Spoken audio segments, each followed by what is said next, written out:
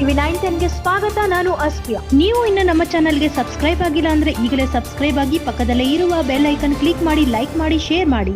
ಇನ್ನು 2 ವರ್ಷದಲ್ಲಿ ವರುಣ ಕ್ಷೇತ್ರದಲ್ಲಿ ಯಾವುದೇ ಶಿಥಿಲಾವಸ್ಥೆಯ ಶಾಲಾ ಕೊಠಡಿಗಳು ಇರುವುದಿಲ್ಲ. ಆ ರೀತಿ ಶೈಕ್ಷಣಿಕ ಪ್ರಗತಿಗೆ ಕ್ರಮ ಕೈಗೊಳ್ಳುತ್ತೇವೆ. ವಿಧಾನ ಪರಿಷತ್ ಸದಸ್ಯ ಡಾಕ್ಟರ್ ಯತೀಂದ್ರ ಸಿದ್ದರಾಮಯ್ಯ. ಮೈಸೂರು ಜಿಲ್ಲೆ ವರುಣ ವಿಧಾನಸಭಾ ಕ್ಷೇತ್ರಕ್ಕೆ ಸೇರುವ ಎಲ್ಲ ಗ್ರಾಮಗಳಲ್ಲೂ ಶಿಥಿಲಾವಸ್ಥೆಯಲ್ಲಿ ಇರುವ ಶಾಲಾ ಕೊಠಡಿಗಳು ಕೆಡವಿ ಸರ್ಕಾರ ಮತ್ತು ದಾನಿಗಳ ಸಹಕಾರದಿಂದ ಇನ್ನು 2 ವರ್ಷಗಳಲ್ಲಿ ವರುಣ ಕ್ಷೇತ್ರದಲ್ಲಿ ಸಂಪೂರ್ಣವಾಗಿ ಶಾಲಾ ಕೊಠಡಿಗಳ ಕೊರತೆಯನ್ನು ನೀಗಿಸಿ ಇನ್ನು 2 ವರ್ಷದಲ್ಲಿ ಶಾಲಾ ಕೊಠಡಿಗಳ ಸಮಸ್ಯೆ ಆಗದಂತೆ ಶೈಕ್ಷಣಿಕ ಪ್ರಗತಿಗೆ ಹೆಚ್ಚು ಒತ್ತು ಕೊಡುವುದಾಗಿ ವಿಧಾನ ಪರಿಷತ್ ಸದಸ್ಯ ಹಾಗೂ ವರುಣ ಕ್ಷೇತ್ರದ ಆಶ್ರಯ ಸಮಿತಿ ಅಧ್ಯಕ್ಷರಾದ ಡಾಕ್ಟರ್ ಯತೀಂದ್ರ ಸಿದ್ದರಾಮಯ್ಯನವರು ಕ್ಷೇತ್ರದ ಜನತೆಗೆ ಭರವಸೆ ನೀಡಿದರು.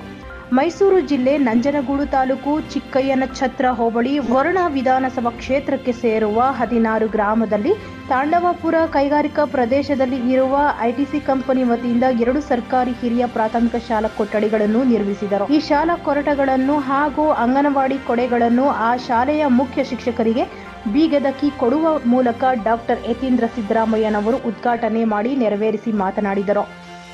ನಮ್ಮ ವರುಣ ಕ್ಷೇತ್ರದಲ್ಲಿ ಇರುವ ಕೈಗಾರಿಕಾ ಪ್ರದೇಶದ ಕಂಪನಿಗಳ ಮಾಲೀಕರು ಹಾಗೂ ದಾನಿಗಳು ಶೈಕ್ಷಣಿಕ ಪ್ರಗತಿಗೆ ಹೆಚ್ಚು ಸಹಕಾರ ನೀಡುತ್ತಿರುವುದು ಬಹಳ ಒಳ್ಳೆಯ ಕೆಲಸ ಎಂದು ಕಂಪನಿಗಳ ಸೇವೆಗೆ ಮೆಚ್ಚುಗೆ ವ್ಯಕ್ತಪಡಿಸಿದರು. ಅಲ್ಲದೆ ಇನ್ನು 2 ವರ್ಷದಲ್ಲಿ ವರುಣ ಕ್ಷೇತ್ರದಲ್ಲಿ ಯಾವುದೇ ಶಿಥಿಲಾವಸ್ಥೆಯ ಶಾಲಾ ಕೊಠಡಿಗಳು ಇರುವುದಿಲ್ಲ ಎಂದು ಡಾಕ್ಟರ್ ಯತೀಂದ್ರ ಸಿದ್ದರಾಮಯ್ಯನವರು ಗ್ರಾಮಸ್ಥರಿಗೆ ಭರವಸೆ ನೀಡಿದರು. ಈ ಸಂದರ್ಭದಲ್ಲಿ ರಾಜ್ಯ ವಾಲ್ಮೀಕಿ ಅಭಿವೃದ್ಧಿ ನಿಗಮದ ಮಾಜಿ ಅಧ್ಯಕ್ಷ ಎಸ್ಸಿ ಬಸವರಾಜು ತಗಡೂರು, ಬ್ಲಾಕ್ ಕಾಂಗ್ರೆಸ್ ಅಧ್ಯಕ್ಷ ರಂಗಸ್ವಾಮಿ, ವೀರಶೈವ ಮುಖಂಡ ವರುಣ ಮಹೇಶ್, ಮುಖ್ಯಮಂತ್ರಿಗಳ ವಿಶೇಷ ಅಧಿಕಾರಿ ವಿಜಯ್, ಆಪ್ತ ಸಹಾಯಕರಾದ ಶಿವಸ್ವಾಮಿ, ಪ್ರದೀಪ್, ಜಿಲ್ಲಾ ಪಂಚಾಯಿತಿ ಮಾಜಿ ಸದಸ್ಯರಾದ ಎಚ್ಎನ್ ನಂಜಪ್ಪ, ತಾಲೂಕು ಪಂಚಾಯಿತಿ ಸದಸ್ಯರಾದ ಲಕ್ಷ್ಮಿ, ಬಿಪಿ ಮಹದೇವ, ಗ್ರಾಮ ಪಂಚಾಯಿತಿ ಮಾಜಿ ಅಧ್ಯಕ್ಷರಾದ ಅಭಿಷೇಕ್, ಅಭಿ, ಗುರುಮಲ್ಲಪ್ಪ, ಗ್ರಾಮ ಪಂಚಾಯಿತಿ ಸದಸ್ಯರಾದ ನಾಗರಾಜ ನಾಯ್ಕ, ಎಪಿಎಂಸಿ ಮಾಜಿ ಅಧ್ಯಕ್ಷ ಸಿದ್ದರಾಜು, ಪ್ರಕಾಶ್, ಶಿವನಾಗ, ಬಸವರಾಜು, ಎಂಸಿ ಹುಂಡಿ, ಶಿವಪ್ರಸಾದ್, ಮಲ್ಲ, ರಾಜನಂಡಿ, ಮಹದೇವ, ಕೆಎಸ್ ಹುಂಡಿ, ನಂಜಯ್ಯ,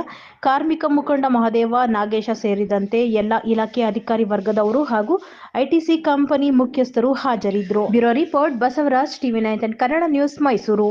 ಇರಬಹುದು ಅಥವಾ ಬೇರೆ ಬೇರೆ ಸಂಘ ಸಂಸ್ಥೆಗಳಿರ್ಬೋದು, ಅವರೆಲ್ಲರ ಸಹಾಯನೂ ಕೂಡ ಕೇಳಿದ್ದೀವಿ. ಅವರೆಲ್ಲರೂ ಕೂಡ ಇದು ವರ್ಣ ಕ್ಷೇತ್ರ ಮುಖ್ಯಮಂತ್ರಿಗಳ ಕ್ಷೇತ್ರ ಆಗಿರೋದ್ರಿಂದ ಖಂಡಿತ ಈ ಕೆಲಸಕ್ಕೆ ಕೈ ಜೋಡಿಸ್ತೀವಿ, ಸಹಾಯ ಹಸ್ತ ಚಾಚ್ತೀವಿ ಅಂತ ಹೇಳಿ ನಮಗೆ ಭರವಸೆ ಕೊಟ್ಟಿದ್ದಾರೆ. ಈಗಾಗಲೇ ಎಷ್ಟೊಂದು ಕಂಪನಿಗಳು ಬಂದು CSR ಫಂಡ್ ಅನ್ನ ಕೊಟ್ಟಿದ್ದಾರೆ. ಸೊ ಅದೇ ಭಾಗವಾಗಿ ನಮ್ಮ ITC ಅವರಂತೂ ನಮ್ಮ ವರ್ಣಾಕ್ಷಿಗಳ ಅಭಿವೃದ್ಧಿಗೆ ಕೆಲಸ ಮಾಡ್ಕೊಡುವಂಥದ್ದು, ಹೀಗೆ ಬೇಕಾದಷ್ಟು ಸಮಾಜ ಸೇವೆಗಳ ಕೆಲಸಗಳನ್ನು ಮಾಡಿಕೊಡ್ತಿದ್ದಾರೆ. ಹಾಗಾಗಿ ನಮ್ಮ ವರ್ಣ ಕ್ಷೇತ್ರದ ಎಲ್ಲ